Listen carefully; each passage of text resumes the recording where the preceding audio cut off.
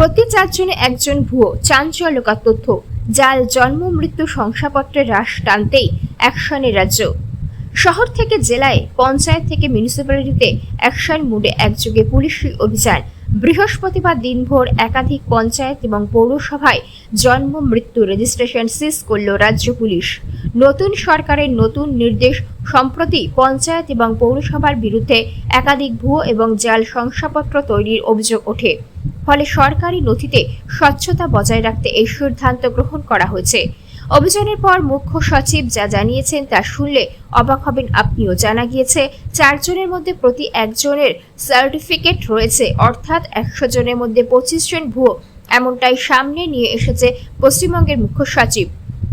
সব থেকে বেশি জালিয়াতি হয়েছে সীমান্তবর্তী এলাকা মুর্শিদাবাদ, মালদা, দিনাজপুর এবং উত্তর 24 পরগনায়। আর কোনো জনপ্রতিনিধি বা পঞ্চায়েত প্রধান অথবা মিউনিসিপ্যালিটির কোনো জন্ম সার্টিফিকেট বা মৃত্যু সার্টিফিকেট ইস্যু করতে পারবে না। আপাতত শুধুমাত্র এই দায়িত্ব থাকছে জেলা শাসক ও সরকারি আধিকারিকদের, জানালেন মুখ্য সচিব। ব্যুরো রিপোর্ট, আমডাঙ্গা বার্তা। যেটা আছে এসব যেমন গন্ডগোল ধরা হলো 11,000 থেকে বেশি আপনার birth certificate falls out of 46,000, 1,80,000 যেটা ফলস ডিজিটাইজেশন, আমরা সব ডিজিটাইজেশন কাজ আটকে দিয়েছি। আমরা ভেরিফিকেশন চলছে। আর মানুষকে অসুবিধা হচ্ছে, কিছু লোক যে গন্ডগোল করছে, কিছু যেটা আছে অ্যান্টি সোশ্যাল এলিমেন্ট আছে, কিছু যেটা লোক গন্ডগোল করছে, ওই জন্য ভাইরাল পাবলিক যেটা আছে সাফার করছে।